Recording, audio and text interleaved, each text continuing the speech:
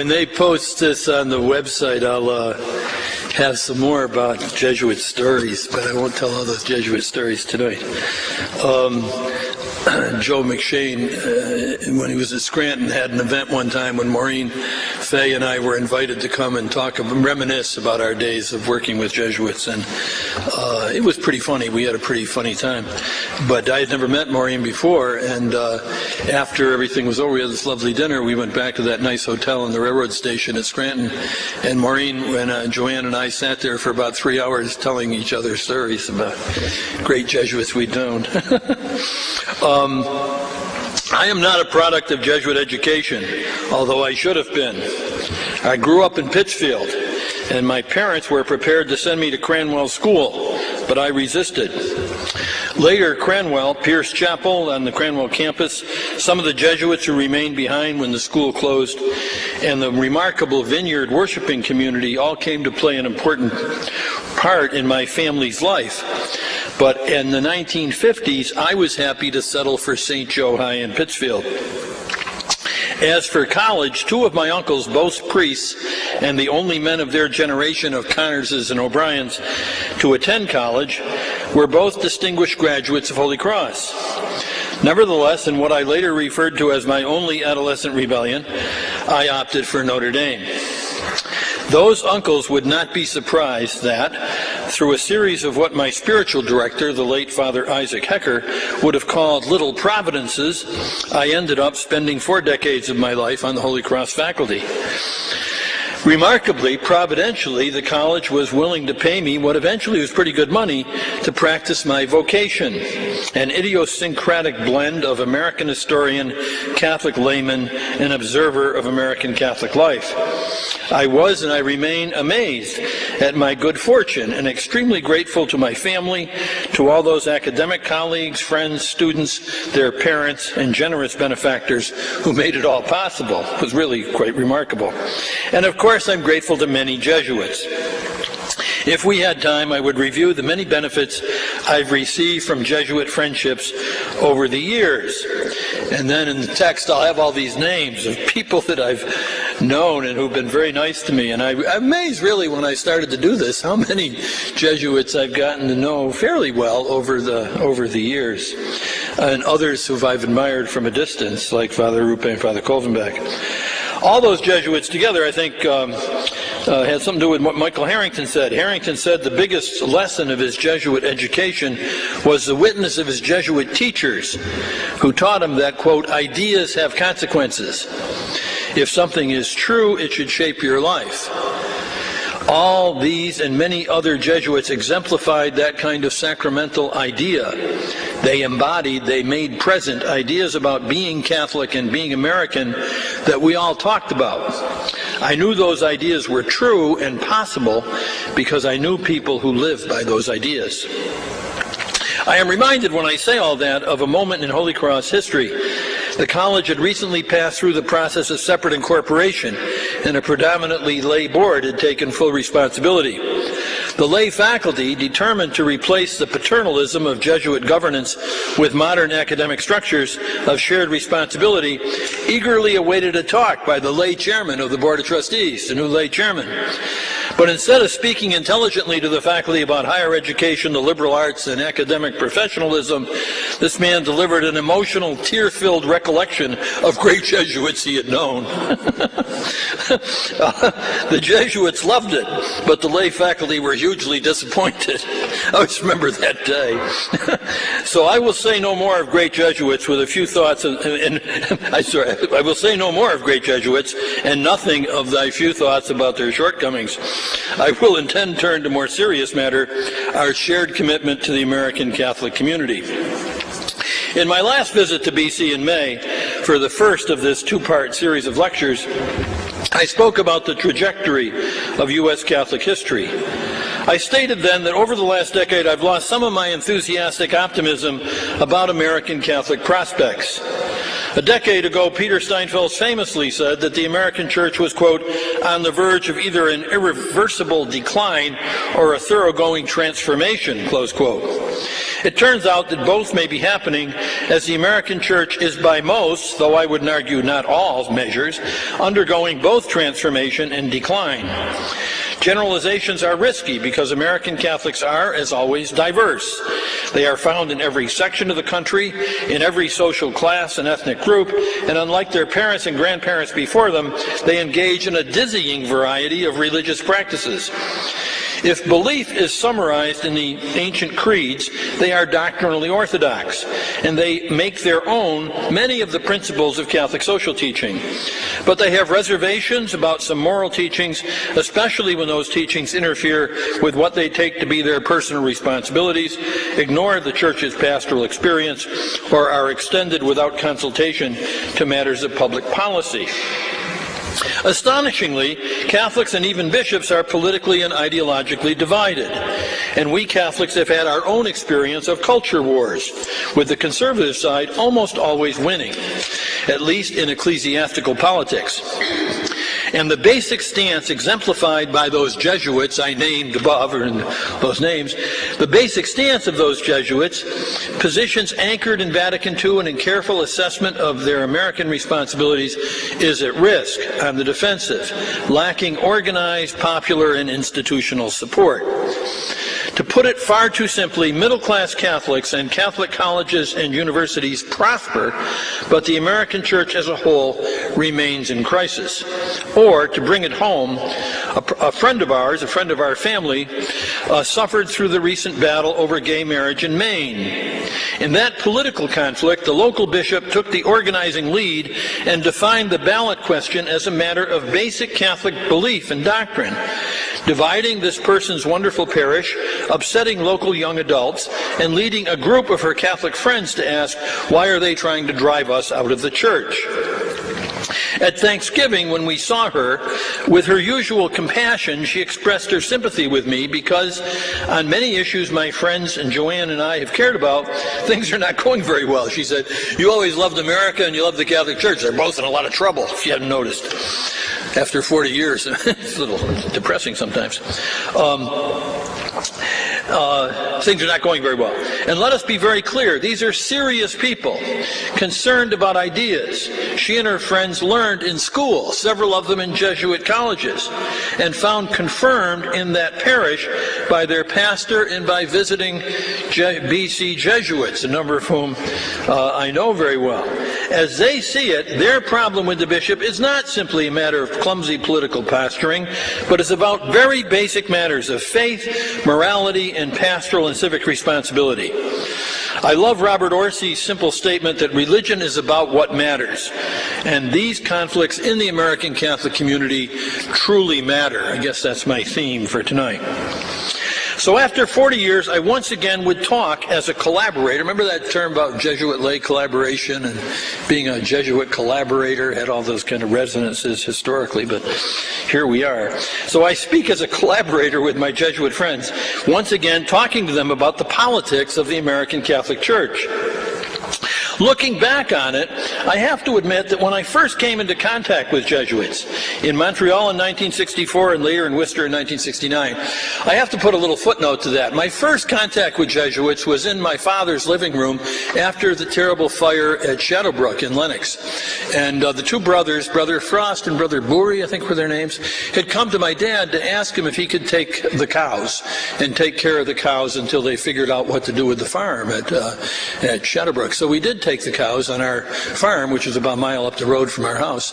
And my father became very friendly with those two brothers and assisted the Jesuits in dealing with disposing of those cattle. So that was my first contact. But that was I didn't go to Cranwell, so I didn't meet any others until I went to Montreal in 1964, where I taught for 5 years at Loyola College in Montreal, now part of Concordia University, and later in Worcester in 1969. Anyway, I have to admit that when I first came into contact with Jesuits, I was looking for allies. I am not a theologian, remember, but an American historian. And in the tension between the American and Catholic sides of ourselves, I probably lean and have always leaned toward the American. Politics led me to American history. And as a Catholic, I think I have always been something of an Americanist. In fact, I wrote a book early in my life called The Renewal of American Catholicism, and the book I'm working on now is going to be called The Renewal of Catholic Americanism. Frederick Jackson Turner, Charles Beard, and Howard Zinn are as important to me as Hans Küng and Gustavo Gutierrez. I chose to work in American Catholic history after learning from Catholic workers, not from Notre Dame, I might say, that the gospel and Catholic tradition were about what the Jesuits would come to call faith and justice. And with the help of remarkable mentors like Monsignor Jack Egan and Monsignor Phil Murnian, Harry Fagan, and Father J. Brian Hare, I became convinced that American Catholics, my ancestral people, constituted a crucially important segment of the American people who were now historically my people as well. The bicentennial experience, the Call to Action Conference in the 2 years that preceded it, on which I had the privilege to work with the Bishops' Conference, confirmed my conviction. American Catholics had much to contribute to American life, and how they chose to use their newfound resources of freedom, education, and access to American institutions would help determine the future of American democracy. And because America wasn't so important, perhaps the outcome of history itself. By this chain of experience, I was led to my lifelong engagement with the morality and the politics of scholarship, higher education, religion, and most of all, the Catholic Church. In this process, I was encouraged by Jesuits, and I regularly attempted to support my Jesuit allies and to recruit Jesuit colleagues and friends for projects to strengthen American Catholic participation in the politics of American economic and cultural as well as civic life. First, in the context of a long-forgotten conflict between faculty and administration at Holy Cross, I wrote widely discussed articles, one called the Holy Cross Case, arguing that the commitment to justice of the 32nd General Congregation, added to developments at Vatican II and to the resources of the tradition of Catholic social responsibility, provided the basis for a new sense of mission and purpose for Catholic and Jesuit higher education. Still believe that. These articles led to many invitations to visit Jesuit schools, where my hopes were confirmed as I learned about learning from so many local Jesuits, lay faculty, and students. I must say that I wrote this article, The Holy Cross Case in Commonweal, in 1976, and it was basically made that argument about the new kind of mission and purpose out of the 32nd General Congregation. I got all these letters, and eventually invitations, and the letters would say things like, "You think it's bad at Holy Cross? Let me tell you about Marquette." And you'd go out there, and everybody would tell you all the problems out there. But I have to tell you that John might have said it in the introduction, but I have now, as of a year and a half, 2 years ago, visited all 28 Jesuit schools. Creighton was a long time coming. I used to send him pictures of the cows I raised, tell him that story about my father taking care of the cows, because I thought that was Omaha. They might be interested in that. But I finally got to Creighton, so I've covered all 28. So I don't know, probably not too many people have visited all 28. Anyway, where was I? So anyway, I wrote that article about Jesuit faith and justice. This fit into my overall assessment of American Catholicism. I had then, and I still have, some ideas about the current state and future prospects of the American Church, almost all of which were, for me, almost providentially present in the 2-year Catholic Bicentennial program that climaxed in the Call to Action. I would summarize these ideas this way. First, that the combination of post-World War II Americanization of ethnic Catholics, the American experience of Vatican II, and the conflicts of the long 60s, all of which happened together, brought about the demise of the remarkable self-constructed American Catholic subculture. Second, along with the much discussed changes in understanding of faith and church of Vatican II, there was an immensely important demise of Americanism, a set of ideas and images that had given meaning to the process of Catholic Americanization. I'm going to have my 50th anniversary of my graduation from Notre Dame next year, and of course I thought about it a lot because we had President Eisenhower and we thought it was great, and there seemed to be some controversy about the president out there this year. But we had President Eisenhower as our commencement speaker. We had Cardinal Montini of Milan as our baccalaureate celebrant, who actually handed me my diploma. So my mother had a picture of him as being handing me my diploma, which she blew up when he became Pope. And our enthusiasm as graduates was with Tom Dooley, who received an honorary degree and was already dying. So God, over the Notre Dame, it says God, Country, and Notre Dame over the door of the back door of the chapel there, the big Basilica Church. And it really was all hung together in those years. So there was a kind of an Americanism spirit spirit that flowed out in our class, and things like the Peace Corps and so many things our class were involved in. And I've always believed that one of the most significant things of the 60s was the decline of that kind of Americanism more broadly in the culture, that kind of almost taken for granted assumption about the moral value of the American experiment. Third, that the natural process of that the natural inevitable outcome in religion of Americanization is a more evangelical practice of the faith, with emphasis on Scripture, personal conversion, and local congregational life, requiring pastoral planning if we were to maintain distinctive Catholic liturgical, spiritual, and ecclesiological practices. Fourth, that Pope John XXIII in Vatican II provided the ingredients for a new vision of American Catholic mission, one centered in service to the human family in the quest for peace, justice, and liberation. And fifth, that implementation of that vision required commitment, collaboration and cooperation, and deliberate, purposeful action, what the Latin Americans call, quote, pastoral/social analysis, in order to shape an ever-changing American Catholic culture. As I said in my last BC lecture, the future of the American Church was and remains in our hands, and how we deal with that responsibility, all of us together, will in the end determine the meaning of American Catholic history. That is, how it all turns out in the end will determine the meaning of this experience. As Martin Marty once said, the future will determine the meaning of the past. In the end, my argument is this: identity will arise from mission. The meaning of American Catholic history, our past and our present, will be determined by what happens in the future. Put it another way, the meaning of what was done by those who went before us and the meaning of what we have done with the remarkable opportunities they created for us will be found in how American Catholic history turns out. And make no mistake about it, the two go together. We cannot be Catholic now here without American responsibilities, and nor can we as American Catholics have only a religious understanding of our Catholic responsibilities. When I began to write about those things, the ground for commitment to social responsibility had been broken in recent American experience, as all colleges and universities came to acknowledge their responsibility to overcome racism, respond more positively to neglected communities, and assist in public dialogue about the Vietnam War. By the time I arrived in American academic life, that was almost taken for granted. Several developments in Catholic life assisted this process. The Universal Church, sparked by John XXIII and the Council, increasingly integrated themes of social teaching into pastoral life and theological self-understanding. Most of the college and universities sponsored by religious communities of men and women had made their own commitment to faith, to justice and peace, and worked hard to bring those commitments to life in the institutions they served.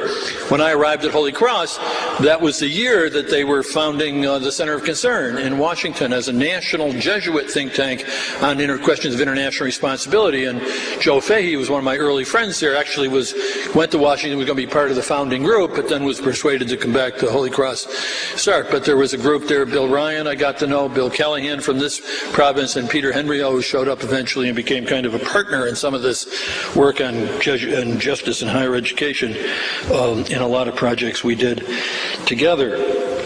The American Catholic bishops were supporting this process by strengthening Catholic charities and Catholic relief services, establishing the remarkable anti-poverty program, the Campaign for Human Development, and building their public engagement through the National Episcopal Conference, sustained through the 80s by a remarkably talented professional staff, many of whom I came to know, and a number of projects and committees that I was able to serve on.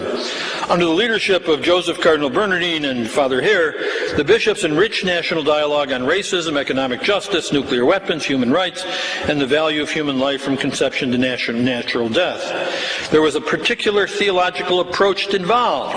that blended well with lay experience and the experience of Catholic higher education. It really was true, wasn't it, that so many of the Jesuits I knew so well, John Coleman's, many others, Brian Hare, Cardinal Bernardine, that whole group was working under a kind of John Courtney Murray approach to things, drawing on the formulations of John Courtney Murray and Vatican II's Pastoral Constitution on the Church in the Modern World. Leaders of the American Church affirmed the theological significance of social ministry and of Catholic participation in economic and civic life. Catholics formed their consciences within a community of faith and accepted responsibility in the workplace and public square, where they used the language of human rights and the common good. That dualistic formulation, that is faith and civic life kind of drawing us with some tension between the two, the dualistic formulation of faith, discipleship, and citizenship was most clearly laid out in the 1983 letter, The Challenge of Peace, and it provided an appropriate language for engagement with Catholic college and university communities, where the call to discipleship providing a basis for specifically Christian reflection, and the equally important call to active citizenship providing language appropriate for academic as well as for public life. That was why we were able to incorporate that into higher education, because that formulation allowed us to do our work, to talk of citizenship and discipleship simultaneously. For a time, until the late 1980s, this approach, when used on campus, exemplified what theologian David Hollenbach later described as ecclesial, social, and intellectual solidarity. Other aspects of the American and Catholic experience, however, made the promotion of justice and peace more difficult. The country in the 1970s entered into a long and broadly based movement toward more conservative policies and ideas, part of which was a retreat from civic responsibility. Furthermore, as Catholic institutions and many Catholics of European origin became more integrated into American life, questions of Catholic identity and doctrinal and moral integrity disturbed church officials in Rome and closer to home. The call to action event of the mid-70s, 1976, in retrospect marked not the initiation of a new way of doing the work of the Church. Cardinal Dearden, opening the call to action meeting, a brilliant speech he gave, said, "We're trying to find a new way of doing the business, the work of the Church in the United States." Well, it turned out not to be the initiation of a new way, but a turning point, as its democratic process and recommendations concerning controversial teachings and ecclesiastical policies aroused sharp opposition in the hierarchy. The unanticipated decline of religious orders, divisions among the bishops and between the American Church and the Holy See, the failure to develop effective structures of shared responsibility, and official inattention to Catholic imagination and intelligence all made it increasingly difficult to negotiate conflicts within the Church, much less mobilize human resources for the pursuit of the Church's mission. Nowhere was this more evident than in the pastoral letters on nuclear weapons and economic justice themselves, where the strength of Catholic social teaching stimulated and enriched public moral dialogue. But both texts ended with weak pastoral recommendations. I've written about this all over the place, including formulaic calls for education that avoided rather than confronted the challenges of pastoral and political implementation of the powerful challenges contained in both letters. I think that really was a signal of why we've arrived at this point where that whole kind of intellectual foundation for the work of renewal of Catholic higher education around faith and justice is in such difficulty. Catholic higher education experienced these cross-currents amid its own conflicts over mission, identity, and shared responsibility. Just as the Catholic justice and peace movements got underway, Catholic colleges and universities dramatically changed their governing structures, placing more and more responsibility in independent boards of trustees and increasingly professional and lay faculty and staff. That process blended well with the experience of American religious orders, who responded to Vatican II with characteristically Americanist Catholic self-understanding that valued lay experience, vocation, and citizenship. Their impulse towards lay autonomy and pastoral and educational accompaniment ran up against hierarchical structures of centralized clerical responsibility and gradually emerging countercultural understandings of discipleship and ministry. I just want to say a word about that accompaniment. In the talk I gave for the Boise Center and political life over here 2 years ago, I tried to outline the idea that, first of all, that the Jesuits, other religious orders as well, but the Jesuits in this case, accompanied lay people as they moved from the Catholic subculture into the centers of American life. The real decision was to accompany them. And the result, I'll try to make an argument, make the argument more fully in that paper that was posted on their website, make the argument that these schools have these threefold sets of responsibilities, kind of a academic, which is their kind of professional and their reason for being, their public responsibilities, they accept public money and acknowledge public roles, and then an ecclesial responsibility. And in those balancing of those three, they almost exactly exemplify institutionally the place of modern Catholic lay people, who similarly are professionals and have to operate in a very complicated kind of professional worlds. They're citizens and have very concrete and real civic responsibilities, as well as being Christians and trying to be faithful to the call of discipleship. The schools, I think, in struggling to find ways to balance and integrate those three, are precisely at the point where lay people should be. And their frustration, so the great frustration, is the declining lack of theological and popular support for that position, and, not a surprise, the lack of pastoral developments appropriate to what we're dealing with. So I'll try to say a little later here that when our students leave here, where do they go? Where is the church in which they are to live out the faith that they've often learned on the campus? So that accompaniment idea is really very important to me. I think that it's really a way of explaining a little bit of what's gone on. That anything that could be said critically, I mean, when people kept saying, is Notre Dame Catholic? I kept saying, am I? If you really listen to the language that people use about that controversy, you'd have to say, well, if Notre Dame's being questioned about this, maybe I should be too, because that's the way I and most of the people I know live our lives most of the time, And then you put that together with the idea that we learned from Vatican II, and the way it's done is that we're supposed to be Christians, the body of Christ, 724 all the time, and not just when we're in church. So anyway, there's a lot more we could, but that accompaniment idea, I think, is helpful, and I think the religious order has been very, very good at that. In the other paper I gave earlier, not all of you were here for that first paper, but I argue American Catholic history is a story of liberation. The accompaniment was not from the kind of Catholic subculture into secular world. It wasn't a secularization. It was a genuine experience of liberation. If liberation theology, what does it mean for the poor? God desires the poor not to be poor. Well, what does that mean concretely? Education, economic stability and security, respect, and the capacity to participate fully in the life of your times. Well, our families, most of them went through that over 3 or 4 generations, didn't they? They arrived in those docks with none of that, and 3 or 4 generations later, there's us. That seems to me to be an experience of liberation. In this frame of American Catholic history we have operative every way today, including among moderates, is that somehow we've had a decline and fall. That they used to be Catholics, and now we have these weak kind of people. I stress the notion of seriousness with those lay people up in Maine, because any indication, you often see these sociological studies of young adult Catholics, and you say, well, they're not really Catholic because they're not literate and all that. They don't really take religion seriously. That's baloney. These are very serious people, and very serious about their lives and about their responsibilities.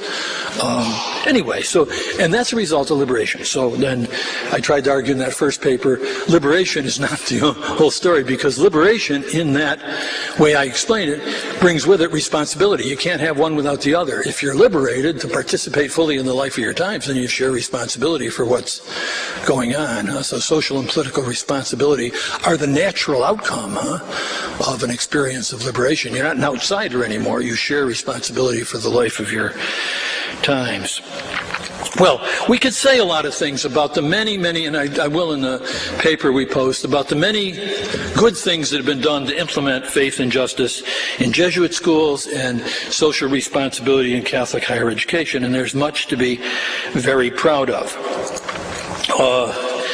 But I'll try to not go too long here. But there are some limitations, and we all, I think, are conscious of them. And we could talk a little bit about some of those. I think one limitation is that it's kind of similar to the problem that was in the last part of the pastoral letters, is that we weren't able to make what I've called a constructive turn. That is that we learned a lot about how in the faith and the gospel and Catholic social teaching how to critique the kind of world in which we live and the problems that it faces.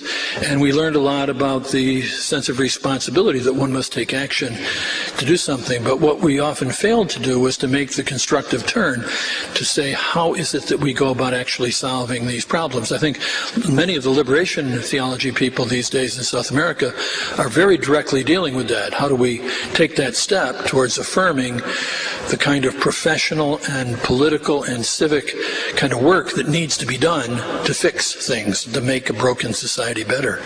And if we had been able to do that, if we had done that effectively, then we wouldn't be struggling so much as we do with how to incorporate faith and justice into the schools and departments and the professional programs. We'd have more of a sense that that's really where the action is, how to use your skills and talents in a way not just to build up society, but to make things work, to build peace and to build justice.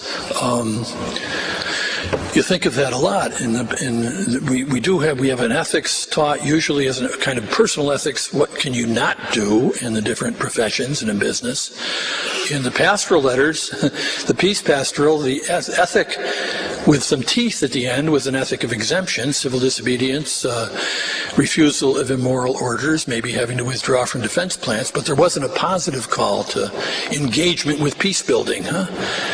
Now we have a kind of Catholic peace building network, and we see a lot of things moving in that more constructive kind of direction. The economic thing, I've argued similarly, that if you went through the drafts of the economics letter, the constructive piece went down, and the critique piece, the witness against consumerism, went up, which was an economic equivalent, if you will, of a kind of ethic of dissent rather than of shared responsibility and constructive common good kind of work. So there's something very important there, I think, about the shortcomings we all feel in the incorporation of mission and identity fully into the life of these higher educational communities. I go to so many of these schools, and there's a lot of satisfaction often about community service, now more sophisticated kind of community-based learning. A lot of satisfaction about introductory programs, capstone courses, and so on in the humanities, but great frustration everywhere with the professional schools, including Dayton that I serve so well. Dayton's as committed and dedicated and successful, if you will, a Catholic school as I know, but even there they struggle a lot with the engineering, business, and law schools as to how to get all this working effectively there. And it has to do, I think, with this notion of a constructive turn. Well, I go on. I wanted to argue and talk a little bit about the three segments of responsibility that Catholic higher education has and that the Jesuits have worked so hard at. One is academic, right, to develop a strong kind of academic professionalism and to do so without losing a sense of mission and identity. And we know there's a lot of critique of that now in this new frame of decline and fall, that somehow we've lost our identity by being so professional and so, quote, secular. Phil Gleason has always believed that, and he and I have argued about this for our lifetimes, if you will. David Hollenbach has given us a foundation, I think, to think about that differently in terms of a kind of intellectual solidarity that you are sharing with everybody else, engagement with these fundamental questions of meaning and purpose in the world, and that it's not us against them. It's more a full participation in the overall kind of intellectual life of our times in a spirit of solidarity that would, again, if you use that solidarity image well, is a way of giving meaning and foundation, if you will, to this new location we find in our post-subcultural Catholic life. And then I talk about civic responsibilities and how well we've done with those in so many ways, and you certainly hear it at BC, can talk to that. But I really want to just end by talking about that ecclesiastical responsibility. The Catholics among us in our Catholic higher education, our American Catholic journey has carried us in our colleges and universities into the centers of American life. There we find ourselves entwined with others in networks that constitute forms of a common life and shared responsibility, like it or not. That liberating journey across subcultural boundaries for the population as a whole and for our schools was a very good thing for us and for the communities whose lives we share. Or at least it can turn out to be a good thing, provided we make good decisions about what to do next. That is the question before each of us, and the political question before all of us. I've made the argument before about the need to really confront Catholic identity and not brush it aside with Jesuits. The second article that got me a lot of invitations to Jesuit campuses, I wrote the Holy Cross case in '76. 13, 14 years later, I wrote an article called Jesuit C, Catholic Not So Sure, that got me an invitation to go and speak in a lot of places about Catholic identity, which was kind of fun, and I enjoyed doing. But I used to make arguments about taking our Catholicism seriously and get friendly nods. I got fewer friendly nods and probably a lot more frowns when I argued that we have particular responsibilities for the intelligence and the intelligence of the Church and the vitality of its pastoral and public ministries. If women are awakened here and diminished when they seek a parish later, if we argue for a sense of civic engagement centered on shared responsibility for the common good and church leaders act in our name, diminish our capacity to achieve liberty and justice for all, if we teach the integral character of faith and justice and our church fails to support effective pastoral ministries and allows its social ministries to erode, then we simply cannot be silent and inactive. BC has made outstanding efforts to work with the local church and to carry on continuing education.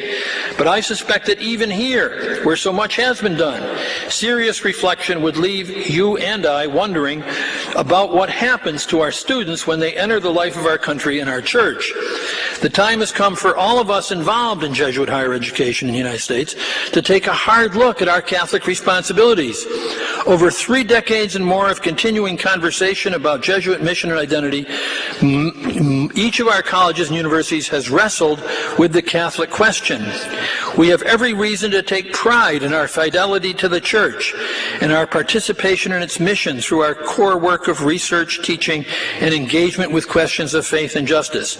But one thing we have not done well, or at all, is to really share responsibility with others for the life and work of our American Church. During the sex abuse crisis, I wrote of these matters in Conversations, and in sharp contrast to my earlier essays on faith and justice and Catholic and Jesuit identity, I received almost no response. I wrote an article in Conversation during the sex abuse crisis about the responsibilities of Jesuit higher education in time of crisis, and unlike the other things I've written, I never got a letter from anybody. And I didn't get any invitations to speak about this. More discouraging was a long conversation with a group of Jesuit friends I admire more than I can say. At the end of my appeal to engage pastoral and political issues in the American Church, one Jesuit I love dearly said, quote, "But Dave, they won't let you," close quote. I was reminded by that remark of a Commonweal cover at the height of the sex abuse crisis that featured a huge ear on a mitred head with the banner, "Are the Bishops Listening?"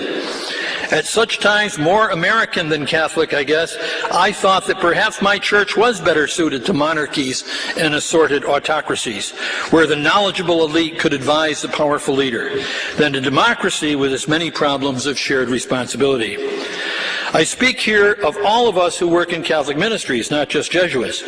Lacking an invitation to participate in broad-based advisory pastoral councils, we leave it to the Pope and the bishops and the reigning modes of church governance to deal with the Church's organized life, even on questions of vital interest to us and integral to our own vocations as scholars and teachers. It is foolish to think that we can carry on our work as scholars and teachers with integrity in institutions affiliated with Jesuits and with the Church if the church goes down the tubes, if the church is an embarrassment, if the church is not vital and alive, if the church is in decline in the way that Peter Steinfeld said it might be. We pursue intelligent Catholicism in dialogue with culture and with other faiths, but we take no particular responsibility for Catholic intelligence in parishes, chancery office, and public forums. That's a little strong, but we do try to do that. But it's a struggle, isn't it? We try to do some of that, but when we have the invitation, when we're allowed to do so.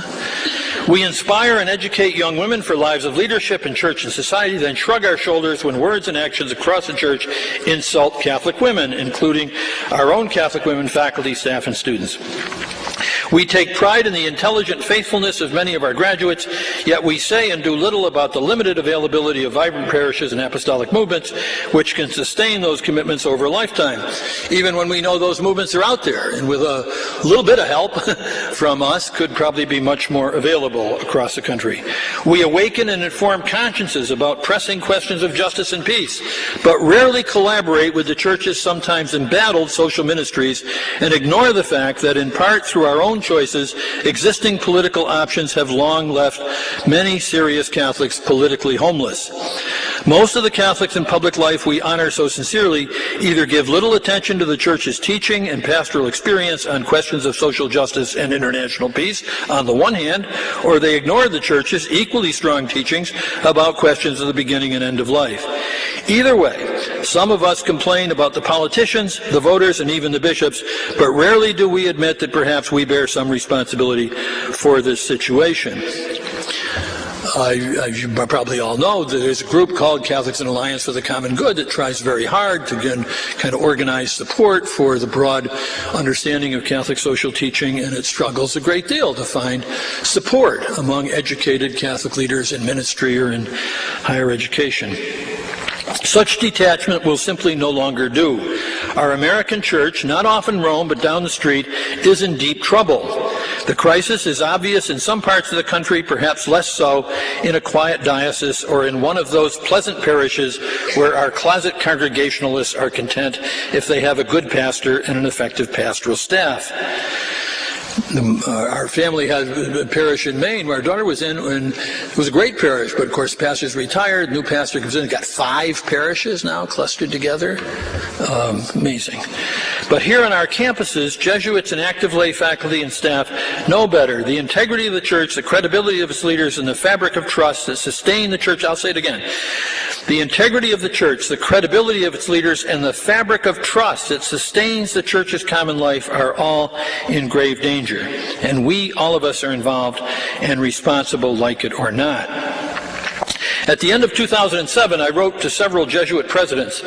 Recent controversies I wrote surrounding Holy Cross, this is a long quote from myself, surrounding Holy Cross and now Georgetown demonstrate the sophistication, range, and capacity to influence public opinion of conservative Catholic networks.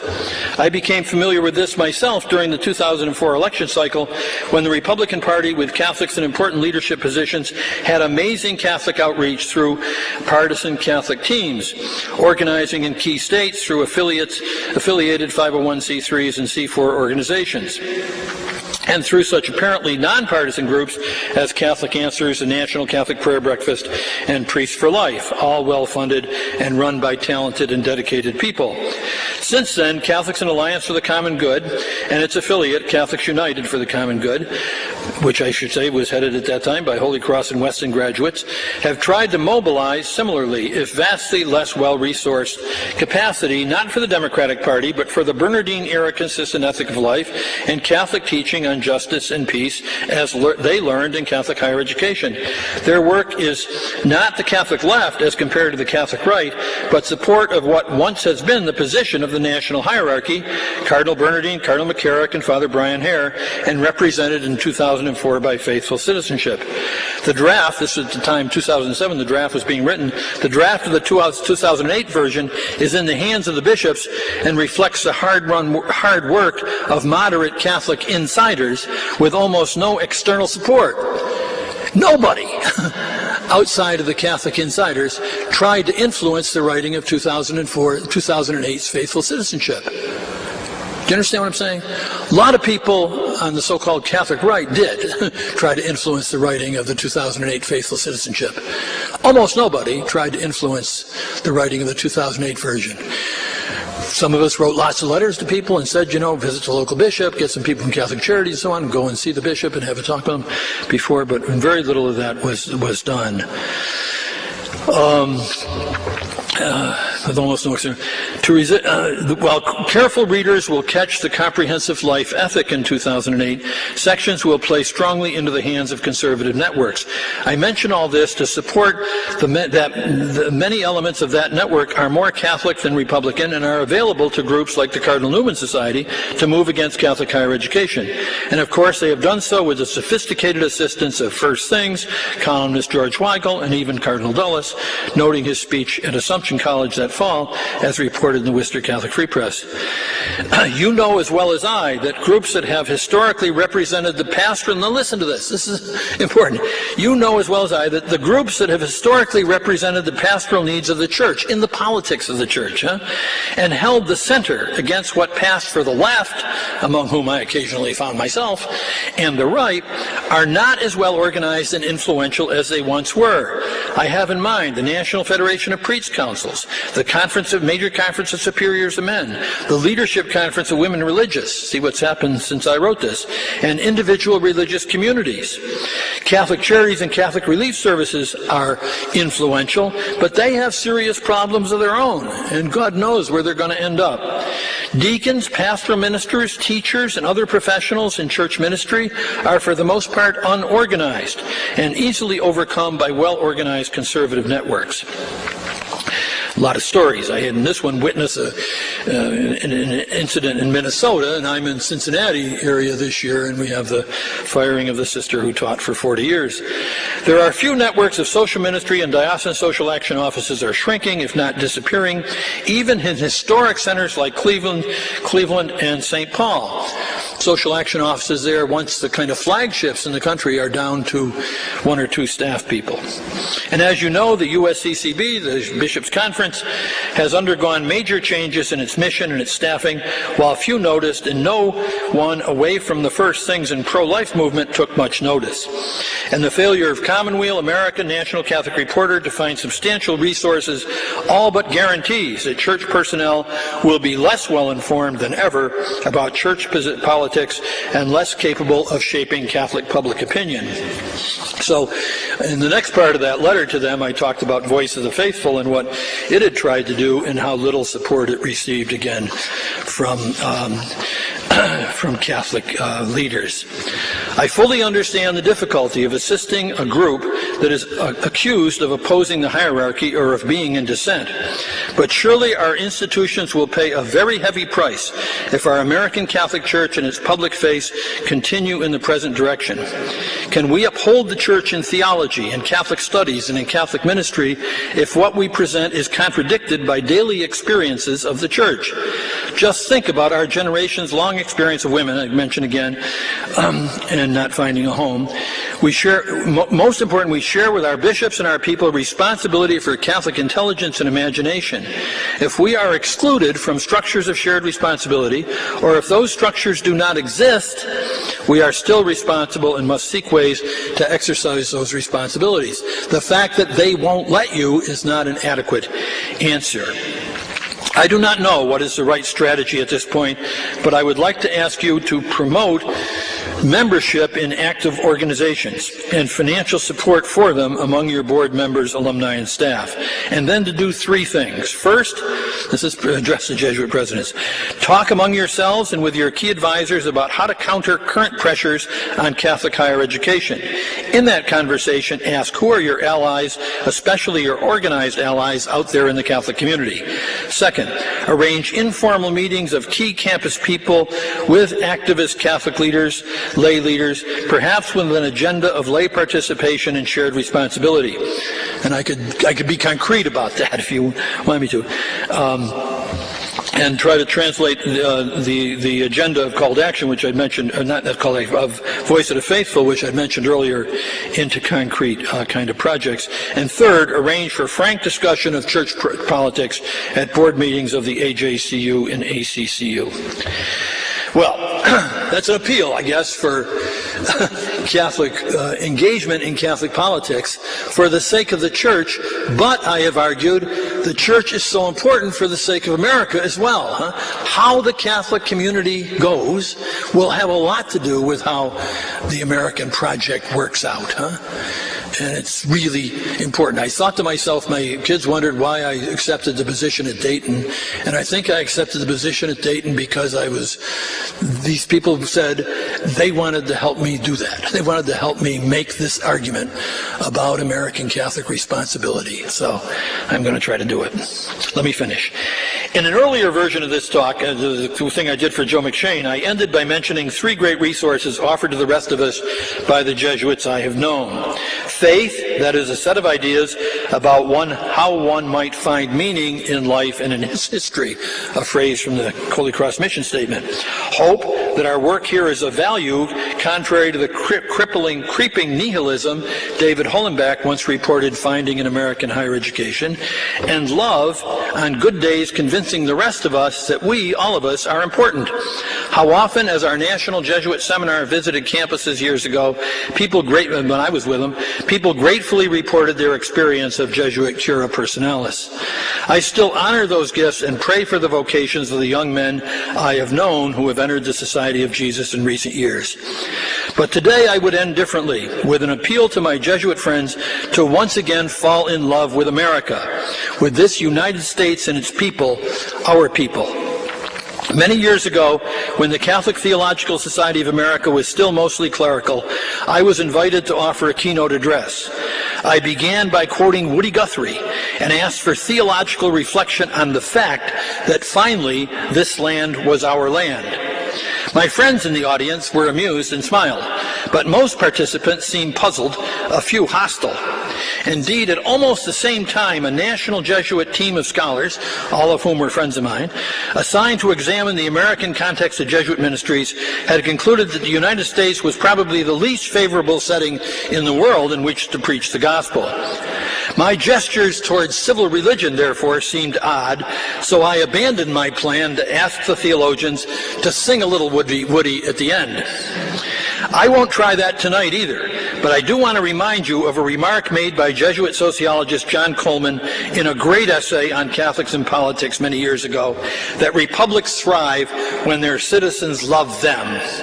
That is to say that solidarity in the common good must arise from genuine care for one another, as Gandhi, King, and Benedict XVI have reminded us. Again and again in my own life, I have reflected on the ministry of John XXIII and on those remarkable opening words of Vatican II. The joys and the hopes, the griefs and anxieties of the men and women of this age, especially those who are poor and in any way afflicted, these two are the joys and the hopes, the griefs and anxieties of the followers of Christ. That remarkable statement of solidarity. To the degree we return to countercultural, us apart from the everyone else language of ultramontane days, we will, I suspect, continue on the path of Steinfeld's irreversible decline. We must attend to church politics because the options are up to us. The largest foolishness of modern progressive politics was the idea that the good society would arise from the self-interest of some class or coalition of groups. No, good politics, like good religion, arises from freedom. It must be a choice, a commitment, a love. This land indeed is our land, and what happens to our land and our people is up to us. Thank you.